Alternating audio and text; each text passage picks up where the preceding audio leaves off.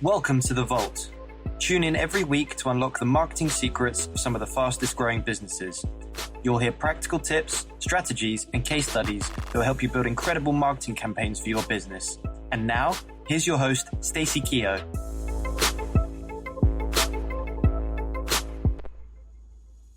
Hello and welcome. Today's guest will discuss how he uses giving and sharing knowledge as part of his marketing strategy to attract new clients to his business. Fredrik Sandvall is the ultimate deal maker who helps businesses and property developers find funding solutions. He's not only finding the money, but more importantly, helping with strategic and tactical advice to unlock win-win solutions. Fredrik is a partner of Sandvall Invest alongside his brother, and also the founder and managing director of Global Sales Consulting. He is a highly competitive former Special Forces captain, and after a pretty intriguing career, he moved into consulting and investments. He enjoys speaking on stage, and probably the most interesting thing about Fredrik is that he's open to sharing the knowledge he has accumulated from traveling to over 70 countries. He just loves helping people and believes that by giving and sharing, opportunities will flow back to him. He's just about to publish not one, but 2 books, Trust is the New Currency and Tactics. So let's unlock this vault and learn from the great Fredrik Sandvall.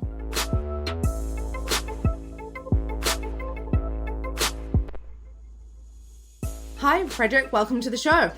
Hi, Stacey. Great to be here. Thanks very much for joining me today. Let's kick off by telling everybody a little bit about yourself and your background, where you're from, how you got started, and what led you to starting your first business. Right. Being a woman, asking a man that, and he can talk about himself, that's like the biggest and best gift you can do as a woman. So you smile a little bit when you hear that. Right. So my name is Fredrik Sandvall. I am from Sweden. So now with the accent out of the way, here we go again. I have been in a broad range of different industries. Mm-hmm. I started with my very first investment when I was like 12 by buying a US dollar. Fantastic. Okay. Yes. And buying a US dollar. Buying a US dollar. I thought it was a great idea at the moment. I think it was like, it's different to exchange rate now, but I thought that was fantastic. Brilliant. So from there, I've always been very curious, and that almost killed my mom because I was like, why? Where does the sun go? And then one thing led to another in Sweden. At the time, we had conscript service, so I had to do military service. And I thought, okay, since I need to do it, I should just do it for the best I can. And I joined the Special Forces, and I thought it was great. Hard to get in, even harder to survive, but fantastic lifelong learnings. Yeah, absolutely. It's interesting to know that that wasn't necessarily a choice. That was obviously something that was mandatory for you. Exactly. But you just embraced it? Yep. Yeah, and then I got stuck because when I joined, I thought like the officers there, they must be like gods. But then eventually I actually did so well, so I actually could qualify to end up there myself, and I thought that was awesome. And they tricked me, so I stayed for many years. And I How many really years enjoyed were you in the Special Forces? I did 10 years then and 6 years on other cloak and dagger operations after that instead. Right. And that took you all around the world, didn't it? Yes, exactly, yeah. No, meet interesting people. I'm sure. Very interesting. Maybe not appropriate for our podcast, but... good passport or passports, all the interesting destinations. Lots of different things happening, yeah. Maybe we'll do the vault after hours. Yeah, exactly. The secret stuff will be in the vault later, or in the drinks around the bar. Sounds good. All right, so from the military then, I was, unlike many colleagues, very prepared when it was time to leave. I had already done a couple of business degrees while in the forces. I also already been running both consulting business as well as property.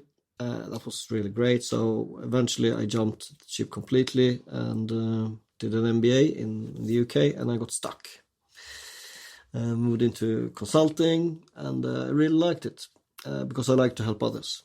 And so specifically, what sort of consulting were you involved with? First, organizational development, very much around teams, management teams, strategies, strategic consulting. And then the last 3 years was super niche sales consulting. So working with like some of the top brands in the world and also startups, how they can sell more and better, which is very much linked to the purpose of this podcast, because the marketing, sales, brand as absolutely key that to have them aligned. And so that's your business global sales consulting. Yes. So interesting to know that your audience consists of big global brands, but then also startups and small businesses. I mean, how do you find coaching or consulting with those sorts of businesses? There must be quite a big difference, yes? Or? Yeah, it's a huge difference. But before we started this podcast, we spoke about like, in the end of the day, we're all just people. So if you can take people on the same level, regardless if like a top general, a president or a king, if you can take them on the people side, that opens many ways, and also how we can connect in the best possible way. So once that is done and out of the way, then from there you can just get better in terms of finding out what they really want and need, so you can serve them in the best possible way. So give me an example of, for example, working with a big corporate business. What sort of consulting, or how might a campaign or a consulting gig like that pan out? Because there must be lots of people involved. Yes. Is that right? Yes. So the best way to sell to a big corporation, even if you're a small business, is to understand that there are so many levels. And so you just can't pitch it on one level. So you need to ultimately find out who are the influencers, who are the decision makers, and try to pitch on all of those levels, because everyone needs to be on board. So I won, for example, Google as a global account from knowing no one when I started. Amazing. And many other big brands as well, KPMG, training the senior partners how they should do sales and business development. And that was not going to happen at all, but it did. That's great, because I think the thing is, I guess I'm kind of switching here a little bit to small business mode, but as a small business owner, when you're trying to think, it's easy to relate to people who are like you, right? So me pitching a small business owner on how to implement a digital marketing strategy, I find that fairly straightforward. We can relate to each other because we're in a similar situation. I can understand their pain points, and I can use my experience to sort of overturn those objections. So it's interesting. I think it's a great point in terms of approaching corporates and thinking it isn't just one pitch to get business. There's potentially 3, 4, 5. There's a lot of levels of getting things approved and getting people on board. And I mean, how long might a process like that take? Best case when they're repeat customers might be just days. If you have that relationship, especially with the big companies, you need to be on the preferred supplier list to do it in days. Otherwise, it can be a sales cycle from like months into, when I help companies to be like huge multi-billion contracts, teaching them how to do that and coaching them on that journey. That was often a sales cycle of 12 to 24 months plus. So that can take a long time. Of convincing. So that says, we know in sales, you get either like everything or nothing. Nothing in and if between. you spend 2 years with like 20 people trying to sell one thing and then nothing. So how do you manage that? How do you manage that balance of providing a consulting service to a business, but on the other side, generating leads constantly to making sure that you're getting the next gig? That is a very, very tough person to find in the first place. On one side, you got repeat business, like account management, traditionally called, or new business. Usually those two people are different in the first place. And then if you also like to have someone who can deliver and or project manage a change management, or like the transformation that you're doing in the branding space. That's tough to find that in one person. So you need to be very flexible. I'm doing a strange motion here with my hand here as we're recording this. Often you need to have multiple people. And that is the challenge many times for a small business, because it's hard with all of those hats. Yes, and I think maybe that comes down to positioning and I guess essentially what you're charging. Because once you land the first client, that's wonderful. And I expect the plan from there is probably to allow that first client to bankroll bringing on a person and yourself. So it's about positioning. I think a big challenge for a lot of small businesses is actually pricing and positioning, is because we do tend to undervalue what we can offer. I agree. So give me some insight into that. I mean, how do you, not necessarily maybe for yourself, but also for the businesses that you've been representing, what's some advice that you could give people on how to position or how to price up your offering? So the best possible way is stop charging per hour, per day. It's a disaster because it becomes very transferable. Transactional is the right word. what you want to do is you would like to charge for a solution, or even better, an outcome. And it's sometimes hard to explain the outcome before even are in a kind of business relationship. I'll have to come back to that, how to do that later if we got the time. But most important, try to charge for that. So a great book to read in that space, I always recommend it. It's called $1 Million Consulting by Alan Weiss. It's really good in terms of how you charge for a project, how you can bundle in things. So for example, instead of charging for a website, we talk about an outcome, and maybe even better, to ensure that you will have the result you want, to have a retainer to ensure the implementation. Right. For example, they might pay a retainer for just to have access to you, Stacey, and your brain power. They might never call on you, but they'll pay an additional amount. Whatever, just so they can call you. Right, so it's adding additional value. I think that's really good advice, because it's really, we all get stuck in that trap of charging time for money, exchanging time for money, you know? And I would like to link it to one more thing in terms of when you got like a price range. So I used to do lots of work in the consulting space linked to training, sales and negotiation. I still do, but more rarely. And I could find people who are doing that for 1/10 of what I charge. And now, since I up my mentors and peer group even more, one of the latest people I had this conversation about how to charge for your time, he was charging $100,000 for 1 hour. Wow. That's good, because that means if I'm doing something between what I used to do and what in this case is what he's doing, I can charge probably the double. So all of a sudden that's 10, 20 times the output. But then of course you have to ensure that you're delivering value in relationship to that. So just to give you one example, I was working with one company in Holland.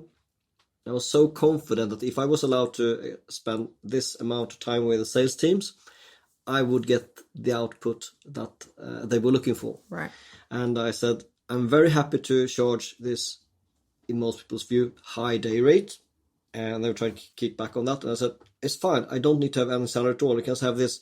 It was fraction of a percentage on the total deal value. And I said, I don't need to have any money at all. I'm very happy just to go like risk reward. If you win, I got the fee. Otherwise, I don't get paid anything.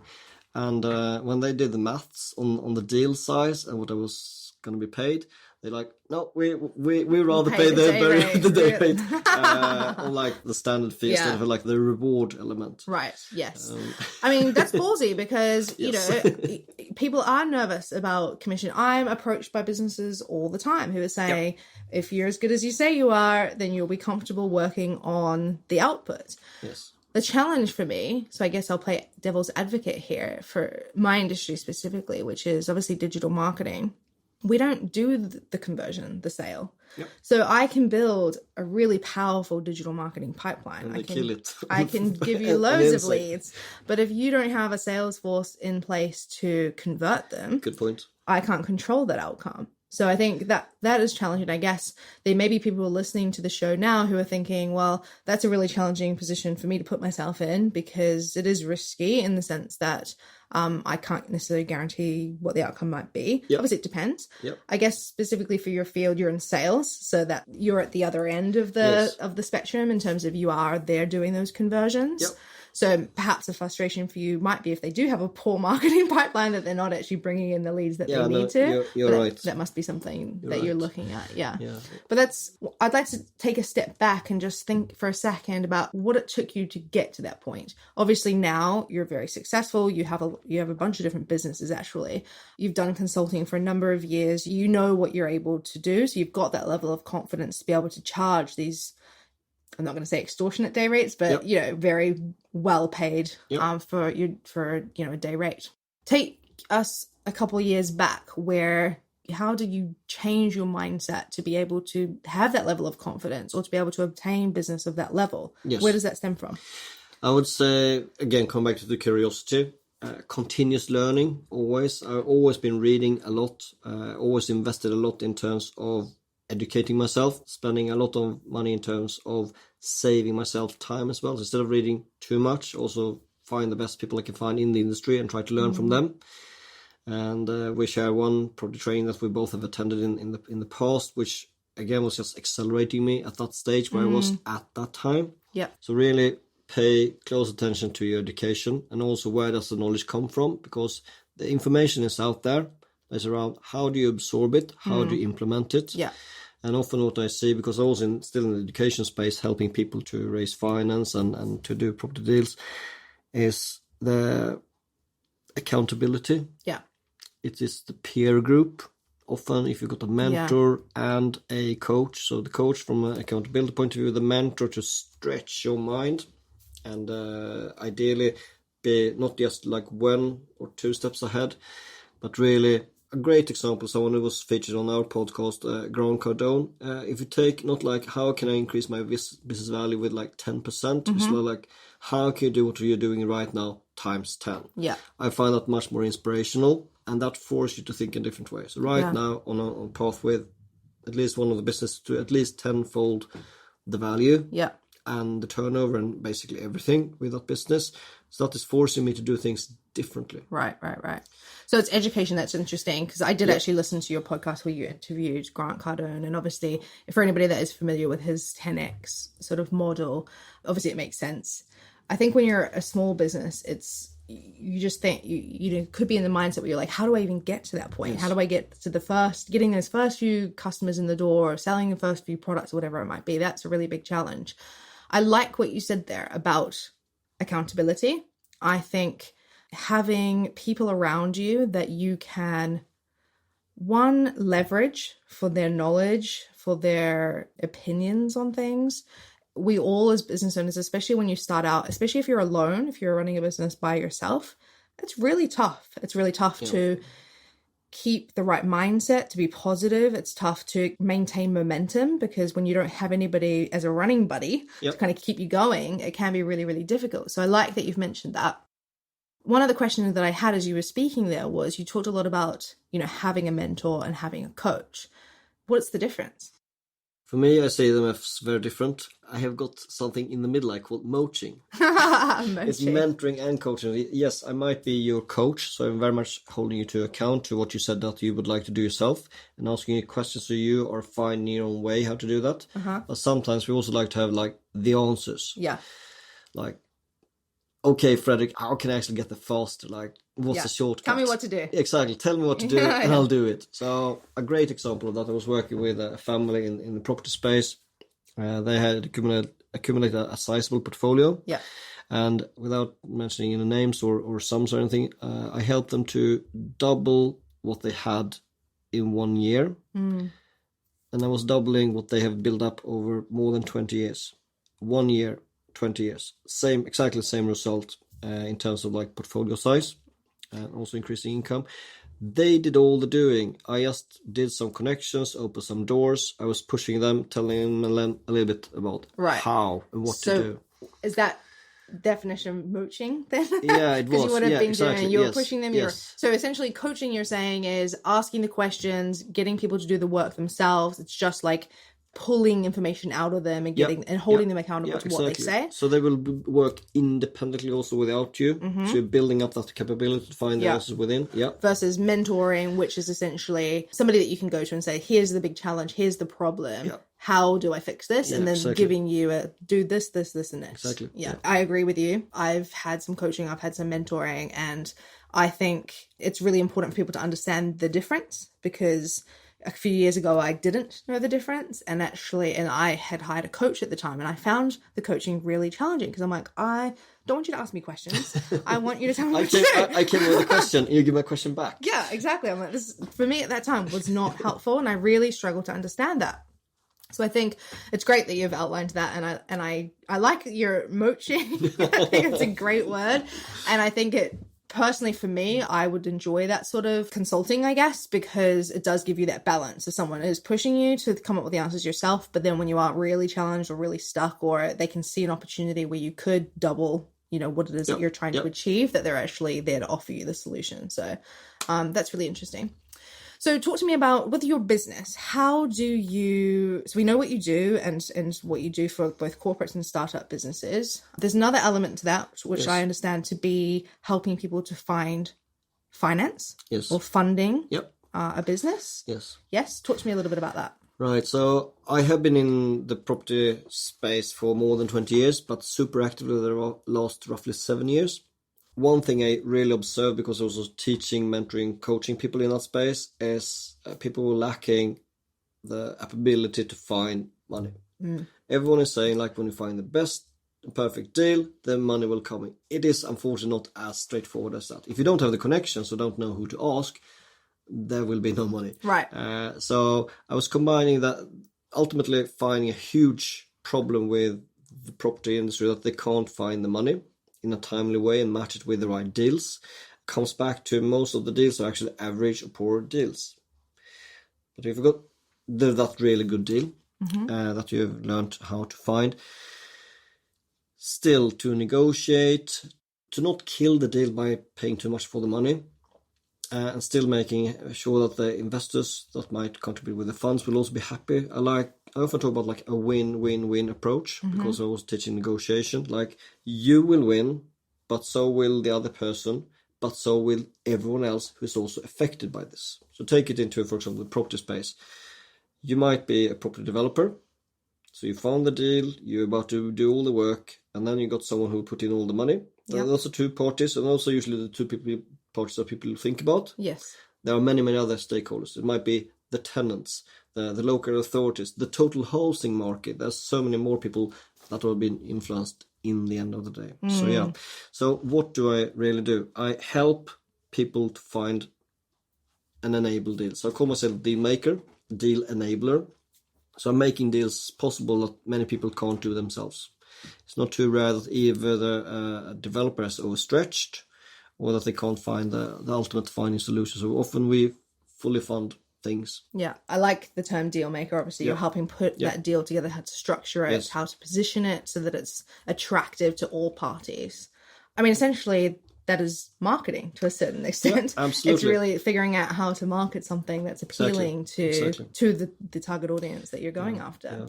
So let's transition there into marketing. What do you do to market yourself? Is there a strategy that you're using to attract business to you? Yep. I know that you're getting a lot of referrals from previous clients and things like that. But if you think about our audience that are potential small businesses that maybe haven't, don't have the partnerships, don't have the relationships, just starting out and wanting to generate leads. Cool. What are some of the tips that you would give them? So if you imagine, I did not really say what I was doing with the military, but I was working with intelligence and things that I can't even talk about on the podcast, which means that my digital footprint was virtually zero. I did not exist. One of my flatmates, he was completely outside the system, so he didn't exist, even less than I did. That's so interesting. Yeah, I feel a little and from there to be at least absolutely not a household name whatsoever, but I'm working towards to be very much a key person of influence in the space that I choose. So how to make that journey? One thing is you make a commitment to yourself. What you intend to, or where are you going really with your business, with yourself. So please pay attention, your business and your own brand, because the business might be the same or not for long haul. You might have a transition from one job to another, especially if you're like in an employed situation right now. Your personal brand is even more important than the brand. If you do some digging around, look for Richard Branson online. What is his following? And look for Virgin. I think the ratio is like 120 million, I'm just guessing now, to like 6 million following Virgin. Like, really? It's the same if you look upon Tesla versus Elon Musk. It's the same story. It's the person behind the brand. So you and your brand is key. So how can you get out? Well, social media, you got so many platforms to choose between. Drill that down to the two where your biggest part of the audience might actually be, and focus on them. Try to get your domains on all of them, obviously, so you never know when you need to change later. And then what did I do? I started with very much the social side of myself. If you think about being super strategic about how you post, why do people post at all? Well, they like to see you as a person. They like to ideally see you as a funny. You bring something fun to the table, but maybe also some educational. So if you think about like establishing from nothing into really high visibility, if you have got like a stretch goal to post once a week. Well, I'm really sorry, you're wasting your time. If you post one a day, that's still borderline almost wasting your time, because with all the algorithm and everything, you will be invisible to almost all your followers. So we talk about posting multiple times per day, ideally with content that people can engage with. So it means that the content will be shared, liked, commented upon. So one commitment I did a couple of years ago was I decided I will connect with everyone I'm doing business with on LinkedIn. And just that decision and follow through took me from virtually no one on LinkedIn to a couple of thousand. Now it's more than 10,000, but the number is not the important thing, it's the habit. Yeah.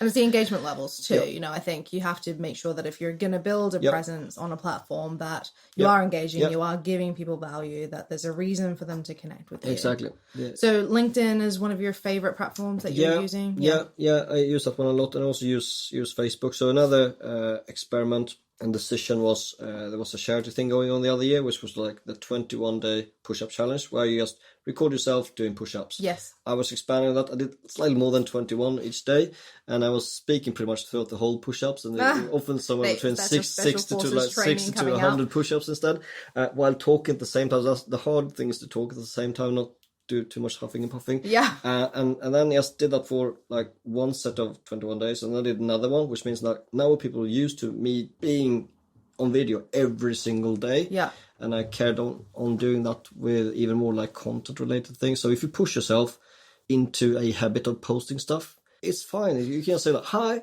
this is Stacey, this is my morning smile, see you tomorrow, bye.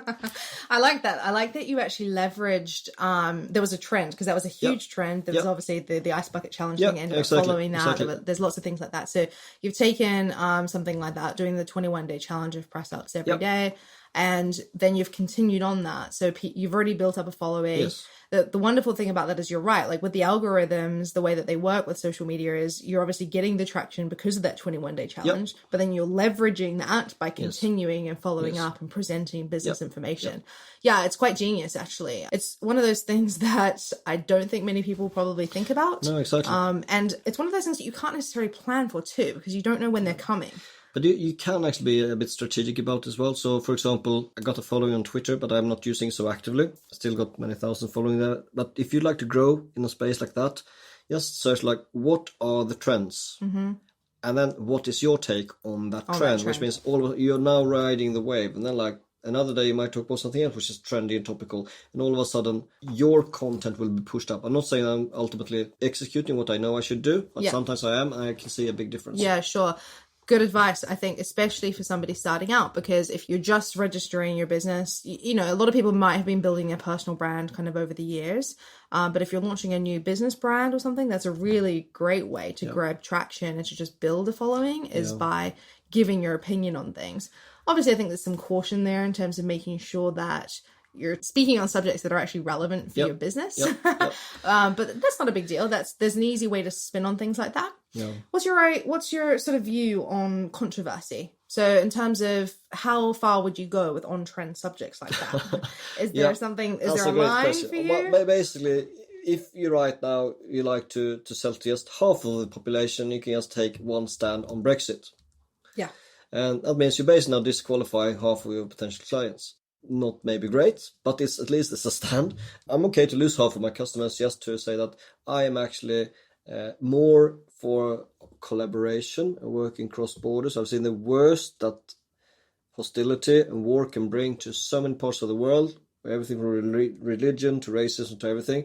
So I'm fine to take that stand and say, like, actually, I'd rather stay inside the EU. I'm not saying that because I'm Swedish. It's just like, I think we're better off. UK will be perfectly fine regardless which way we pick to choose. So it's fine. I mean, the empire, not the empire from Star Wars, but the Commonwealth has been bouncing up and down over all the years, and it's just inevitable. So yeah, how to be controversial. There are some people who really make a brand from just taking a stand and just going against the trend all the time. Yeah, that's fine. You might have a super niche following, and they would love you for just being that balls to dare to say what everyone would like to say, but no one dares to say. Does. Yeah, but you might have a super niche following. But guess what? A super niche following of a couple of hundred, a couple of thousand, as all the business you will ever need if they love everything you do. Yeah. You don't need to have tens of thousands. Right, it's all about the engagement levels, exactly, isn't it? Exactly. You can have a totally niche audience and still be the go-to person for those particular people. So I think the common advice is like, don't be controversial. But guess what? Some people made a living from being exactly that. So as long as it's a conscious decision. I think one thing that I think about a lot with this is, I think if you're going to take a stance on something, don't do it for the sake of being controversial. Yeah. Put a voice or an opinion out there for something that you feel really strongly about. Because at the end of the day, if there is backlash, if you do get some awful media coverage or there's a bunch of PR or bad reviews or whatever it might be that comes off the back of it, at least at that point you can still stand tall and say, but I believe it. Yep. And it sits true with your values and it sits true with who you are as a person and, you know, potentially what your business does or how they stand. And I think as long as whatever it is that you've said or whatever stance you've taken makes sense for you as an individual, you as a brand, then I think you never really have anything to worry about. Yep. I think where the PR issue potentially comes up with controversy is if you've said something that you don't necessarily agree with, so you couldn't even fight it. You know, you can't really go into a battle with people about that subject because wholeheartedly you haven't actually believed what you've said in the first place. So I think that's kind of something that goes through my mind a lot when it comes to, you know, how to react or whether you should be controversial just to get the attention. Yeah. I say a lot of that too. Yeah. Well, that's right. And I it's think a choice. I mean, it is a choice. Ultimately, to be controversial is one reason why we got the president that we got in the United States at the moment. Absolutely, yeah. I mean, he's polarized the entire world. Yeah, exactly. People either love him or they hate him. Tilt and flip it on himself. So you can have the whole world to go against a country, and all of a sudden now he's opened the door to get into that country to have a conversation and dialogue that there might not have been there unless it'd be controversial in the first place. Yeah. Very interesting. Okay, so in terms of generating... Be strategic online. Be strategic, but also be a bit tactical by actually doing something. So I think that's good. So we've talked a little bit about how you've used your personal profile really across social media to communicate what you're doing in your business to get the attention of your potential audience, and that's how you're sort of bringing leads into your business in addition to your referrals. Yeah. You're also a prolific speaker. Yeah, I like to combine both the two. So yeah, I like speaking, teaching, and so on. They are very much intertwined. So it comes back to the root cause. Do you actually deliver value? So you can go on, say, got the content, then you got the inspiration aspect of it. Yeah. And then there might be like, and who will actually do something about it? That's the last and ultimate challenge. I try to do all three of them in one go. So whether that's online or if that is ideally face-to-face, or if like, especially like face-to-face, an ongoing relationship or online, and it's a series of interactions, not just one. That's what I really like most, because I have seen you do that. So for example, often before a speaking engagement, I've seen you do a Facebook Live talking about, hey, I'm going to be speaking at this event in Birmingham at this date. Join me there. This is what I'm going to be talking about. You know, come and join me. Yes. Then you're also often doing the same thing afterwards, whether it's the same evening or the next days following. You know, this is where I was. This is what I did. What I think is really smart about that is you've leveraged a speaking opportunity. You know, whether you got, speaking at an event, you could potentially get traditional media coverage in the press, depending on the event. But even if you don't, there are really interesting ways like that, like using social media to elevate and amplify that authority where you have been speaking. So I think I've seen you do that a lot, and I think that's a really interesting take and something that our audience could definitely utilize. Yep. Specifically with speaking, how does that work for you? Do you get leads? Do you get business that way? Is it more of a PR thing? It's very much linked to the whole brand and positioning, and also being a thought leader in that space. Yeah. On the back of that, yes, I do get business from it, because if you go to a network meeting, if you're in the front of the room, if you're in the audience, it's completely different. So even if you're in the audience and you're out there chasing business, I'm usually not chasing business. That's probably why I get business. Right, because you're delivering value. Yeah, exactly. On the back of that, if you're in the room and you're swap business cards or however you're going to do it, versus if you're on stage, and if especially got an appealing message, and you might even have some kind of like call to action, how people can interact with you. And even when I don't, just because of the content and how I did whatever I did, is bringing people who are curious and like to learn more and like to engage, and ideally ultimately want more, but unfortunately just want me and so on. Yeah, I think one thing that I've noticed as well from speaking engagements, I don't know if you can relate to this, because I've been doing some speaking recently. Great. And actually where I found most of the business that I get off the back of speaking engagements, I haven't received a lot from specifically the audience, but I often get a lot from the hosts, the event organizers, some of the businesses that have partnered with that event to actually put the event on. And that's interesting because, or the other speakers, often there's other speakers at events and we'll end up doing business together with the other speakers. Good point. So I found that really interesting because I didn't expect that. I thought, I go to an event, I speak, I'm going to pitch to this audience. And, I'm not doing a hard sell from stage or anything like that.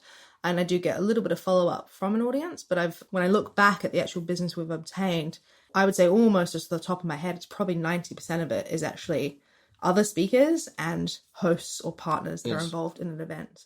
Is that so? Can you relate to that? I can absolutely relate to that, especially where you're also partnering up with others, where you almost like think about a tag team in a wrestling match. For example, I had one great example where someone else was speaking. I really, really liked what he was doing, so I could reference some things that he's doing. Anything that someone else says about you is worth times 10. Instead of you saying that I'm fantastic, if someone else explains that instead, which means that ultimately someone else can sell you and you can sell someone else if you just put it very much transactional. For me, it's not transactional, it's very much around serving others and helping. But you can. I mean, that's what your reputation is, isn't it? It's not necessarily what you think about yourself or what you put out there about yourself. It's how other people talk about you. Yeah, exactly. Yes. So more things around the whole speaking engagements. Same thing there. You have to work yourself up. You need to earn the right. That can be through partnerships. You can pay to speak. You can also get paid to speak. So that's like 3 ways already. So I say those one more time, like partnerships, pay to speak, or get paid to speak. Yeah. They're all very different. Ultimately, you like to have partnerships, which will actually like leverage, like what you said before. So they leverage you, and you leverage them. So, for example, I've got a long-standing relationship with someone called Simon Suchi. I'm helping him. He's helping me. I like what he's doing from a like business ethical point of view. Yes. And he likes what I'm representing as a person. So, also ultimately allowed to also deliver his top program here in London, which is like super humbling from a Swede, and that is not the vegetable, it's actually the nationality. Where you're from. Absolutely. I mean, partnerships are a fantastic way, and I think that's a good piece of advice again for startups or small businesses where maybe you don't have the team in place to deliver everything that you would like to deliver as a business, and so potentially partnering with another company or another person, another entrepreneur could be a way of you offering more value to your existing client base. I've seen really great examples of this with one thing that came to mind, for example, is the wedding industry. So obviously when you're planning to get married, I've seen photographers do really great partnership deals with florists because you essentially need both of those two things. So if a photographer is hired by a couple for the thing, they make a recommendation for a florist. Same for a catering company. So I think those sorts of partnerships are really interesting.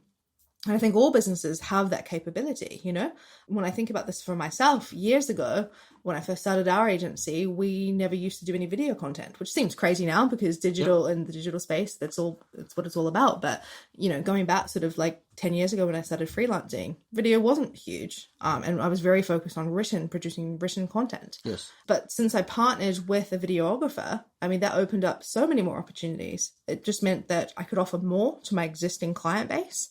It opened up opportunities for that individual that I partnered with.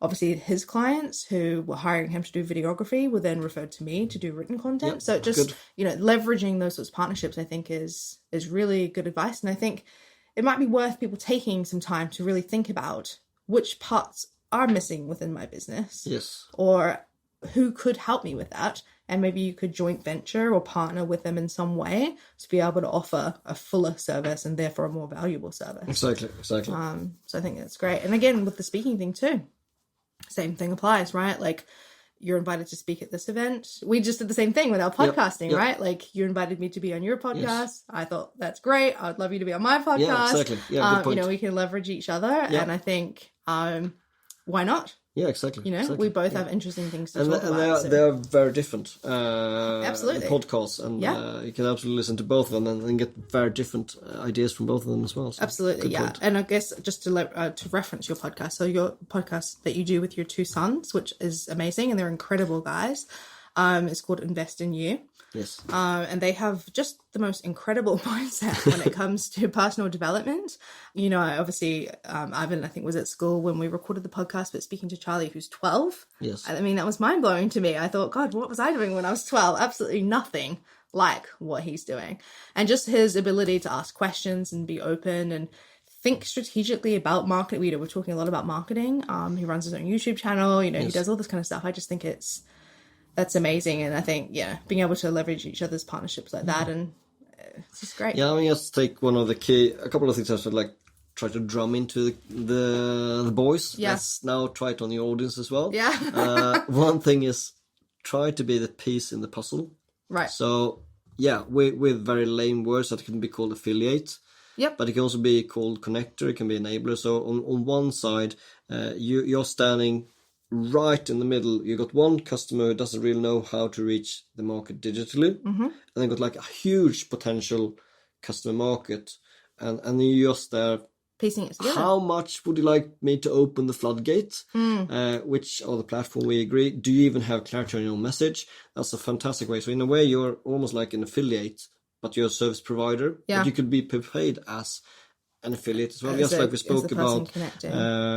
So again, if you would have more control of ultimately the end of the sales funnel, and you can trust it even more, like I could when I was kind of controlling those guys, then you can very much work very much on a risk reward basis even Absolutely. more. So be a piece of the puzzle, and that again, you don't need to make money, but if you start by providing value there, and all of a sudden people will start to pay you for just like, oh, you did a fantastic job. Yeah. I think that's, again, good point, because, you can, introducing people to other people. Yeah, exactly. That builds your authority and your likability factor. Yes. There's so many elements to that can help build your credibility as an individual, that you never know how those things come back to you. I can make a referral today and you thank me very much. And then in a year's time, when you happen to be speaking to somebody else about someone who needs help with digital marketing, then I'm the first person who comes to mind. Exactly. So I mean, our relationship is perfect example where I've been as a happy customer, and I know you since before. I'm very happy, and I have been referring business to you. I'm not offering any money for that. I could, but I haven't. But my point is not like I should be greedy or not. The point is, if you start by giving, the rest will follow. Yeah, that's true. And the value will be very much perceived, and very, very much linked to reciprocity over time, one way or another. So you might return with another big favor, whatever it might be. But if you come with a mindset like, fine, I will sit in the middle, but I'm going to charge for it from like even before we started to do business. That's like the wrong mindset in my point of view. Well, it depends on your authority, your credibility, your profile, what sort of value you're offering, how much people understand about you. I think that's a big part of it. Once you've got the reputation for having the connections, sure. Okay, so the other advice to the boys back home is be the bank or own the bank. What do I mean by that? If you look upon how money is moving in the world, who ultimately controls the assets? Well, it's often the banks, because you might have a mortgage, which means that you actually don't own the house, the bank does, and you're basically just paying them 360 installments of £1,000 each. That's a lot. So it also links to one of the things which is really my top priority with global sales consulting at the moment, beyond helping others. We're very much in the space of now making money on money. Yeah. It's all very much, in one aspect, it's like the top of the food chain, where you don't need to have all the people, the staff, the tenant, the everything, for example, in the property sector, where you allow the money to make money by leverage. So you might take it in at one rate, you might pass out at a different rate, of course, regulated activities, or you might have, like I do, a solid portfolio, which means I can actually guarantee. Yeah. And like most people don't have anything to back things up. Yes. I got a very low geared portfolio, which means I can actually work with a portfolio without even using the portfolio by using ultimately my net worth. Yes, yeah. Unlike many excuse me, competitors out there that are too highly geared. Yeah. Mine is well under 50%, which means I've actually got a value which is not liquid cash in my pocket today, but I can still work with it. Yeah. And that can allow me to take money and multiply it, basically. I think obviously in the sector that you're in, which is really investing, and it's there's multiple facets to that. It's investing in yourself, it's investing in business, it's investing in sales funnels and all that kind of thing. So I guess kind of coming up to my last question around this, which is in terms of, how you help people. So helping businesses to raise funds, to get access to money. If any of our audience out there was looking at trying to get funding or trying to get access to money, what kind of advice could you give them? Pick the right partners. I got 2 books coming out on this topic. One is around trust. The other one is around a number of investment principle called Tactics. Great. It's coming out in a couple of months. The point is not to sell those books. The point is just to share the message. You need to have a number of the basics sorted. Otherwise, you have not earned the right to ask for any money whatsoever.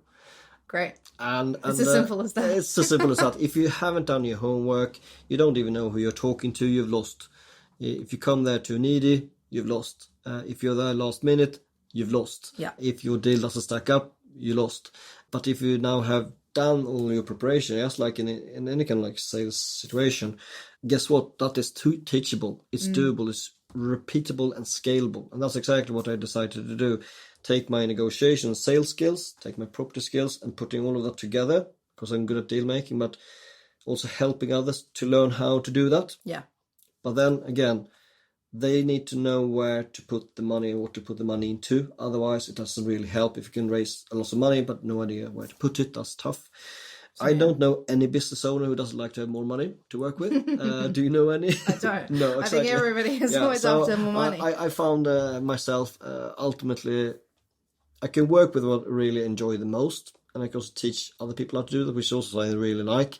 If you look upon how can you learn how to do this, you can maybe find like a 1-day training, a short seminar, maybe a 2 or 2.5 day training, but we've got like a 1 year you do education a 1 year and implementation kind of. Which is called Next Level, I believe. Yeah, exactly. So I'm looking to also make that into another product which would be easier accessible, cheaper, and then for the people who really like to have access to myself, too bad, you're going to pay twice as much as the guys who are just completing the training now.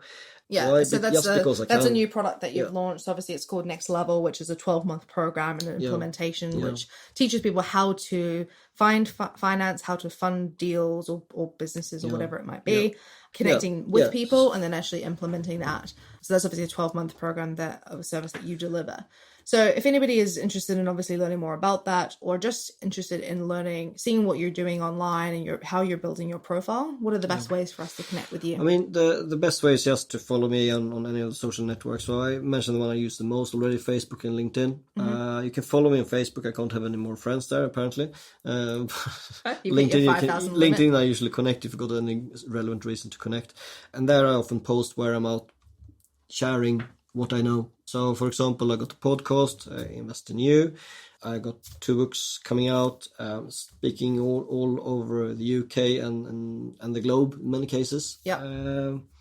I am doing work in other countries, which is very much like bespoke things. I'm looking for potentially one client, one parent out there in the world who like to have, very much like I'm doing with Ivan and Charlie, on a one-to-one basis, help the young entrepreneur to basically set up a business from nothing and scale it. That's but amazing. I'm just looking for one anywhere in the world. It can be anywhere. So any parents out there looking for looking to teach their kids more about entrepreneurship and personal development, opening their mind to the opportunities beyond traditional employment. Yeah, absolutely. That sounds interesting.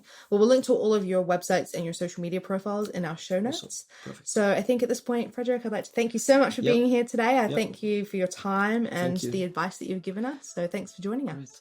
And also about those links and selling, etc. I don't need your money. I say that one more time. I don't need your money. But if you are a person who would like to take something and really apply it, I ultimately measure my own success, how much I help others to grow. And if that's you, then there are many ways how you can follow what I do completely free as well. So yeah, Wonderful. That's last words. Thank you so much. Interesting conversation there with Fredrik, huh? Here are my top 3 attention grabbers from this episode. Attention grabber number 1. Charge for the outcome.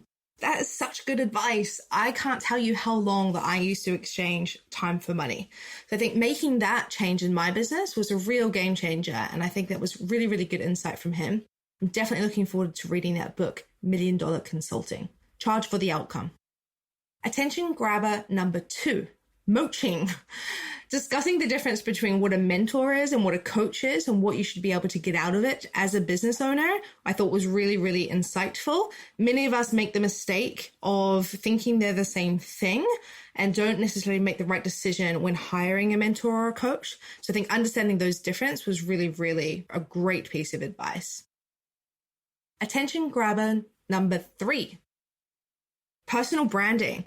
So Fredrik talked there a lot about having no digital footprint due to his background in the special forces where he wasn't actually able to build a personal profile. And the things that he's done now, I think, are just so interesting. One, being able to polarize and create a die-hard following, if that's what you're into, I think is totally acceptable depending on your industry. He's leveraged trends, which I thought was a really great example, using the 21-day challenge. He piggybacked off the back of that. I've also seen what he does with his video content. So when speaking at an event or having a conference coming up, he will utilize things like Facebook Live to create hype leading up to an event like that. The event obviously happens, and then he does as much marketing afterwards as well, using things like video content to tell people a little bit more about what he's been doing. So he's really, really good at using his personal brand to leverage all the exciting things that he has going on in his business. So I thought those were just really great pieces of advice, and I hope you can find a way to implement them in your business. So that's it for this episode. Don't forget to connect with Fredrik via social media channels. And I look forward to you joining me next time, where we'll be meeting another business owner who will unlock their vault of marketing knowledge and provide us access to the secrets to their success in their business. You've just been listening to the Vault podcast with Stacey Keogh. If you've enjoyed the show, she'd really appreciate you leaving a review on iTunes. And don't forget to head over to www.thevault.global for more free content that will help you build an effective marketing strategy.